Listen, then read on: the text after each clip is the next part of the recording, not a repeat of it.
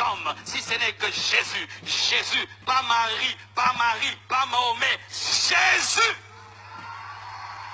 Jésus. Ne te déconnecte pas de Jésus et tu commences à prier des chapelets. On ne prie pas les chapelets. On ne prie pas Marie. Je dis on ne prie pas Marie. On ne prie pas Marie. On ne prie pas Marie.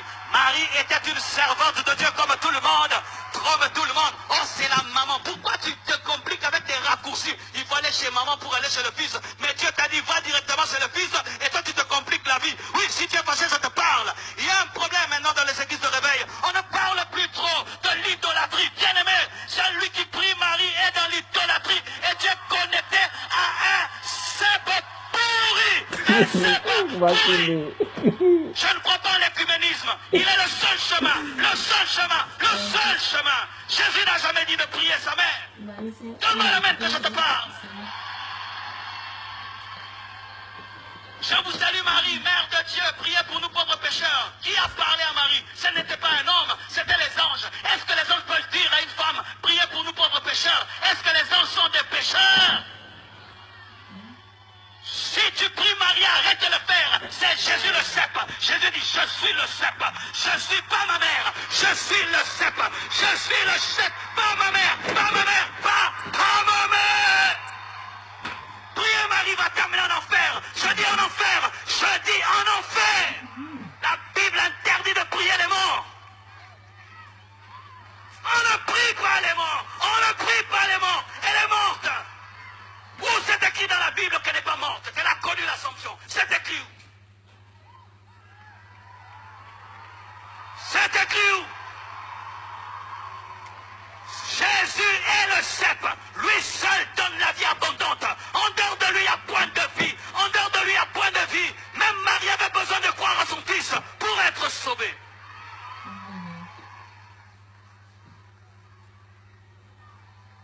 Alléluia.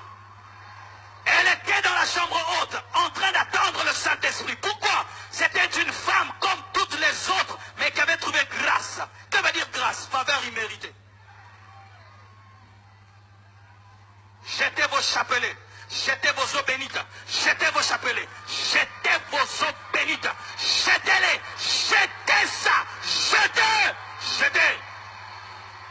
Ma mère était catholique et quand je me suis converti, elle est venue dans ma chambre, la gloire de Dieu tombait sur elle. Elle m'a donné son chapelet, je l'ai jeté dans les toilettes. Aujourd'hui, elle prêche l'évangile. Ça va, je vais te prouver que tu es idolâtre. Tu vois, quand j'ai commencé à parler d'elle, tu es fâché. Mais si je parle mal contre Jésus, tu ne seras pas fâché. C'est ça l'idolâtrie. Vous avez donné à une humaine la place qui n'est pas à elle. C'est une servante de Dieu, il faut la respecter, mais il ne faut pas la prier, il ne faut pas l'adorer. Cassez vos statues, cassez vos statues, cassez vos statues, cassez ça. Cassez vos statues, cassez vos statues, cassez vos statues. Oh non, je suis là-bas depuis mon enfance. Ah oui, d'ailleurs, tu es là-bas depuis ton enfance. Maintenant, tu as grandi, il faut quitter les choses de l'enfance. Non, toute la famille est là-bas. Dieu ne viendra pas sauver une famille. Il viendra te prendre personnellement. Et si tu seras persécuté, béni sois-tu.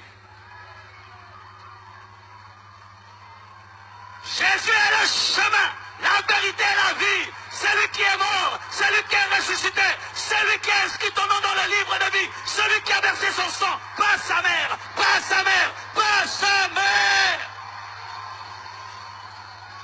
Et on nous dit que nous devons la prier, parce qu'une fois elle a fait changer à Jésus-Christ la vie, alors qu'il ne voulait pas changer l'eau en vin. Mais ce n'est pas seulement Marie qui a fait une prière au temps de Jésus-Christ.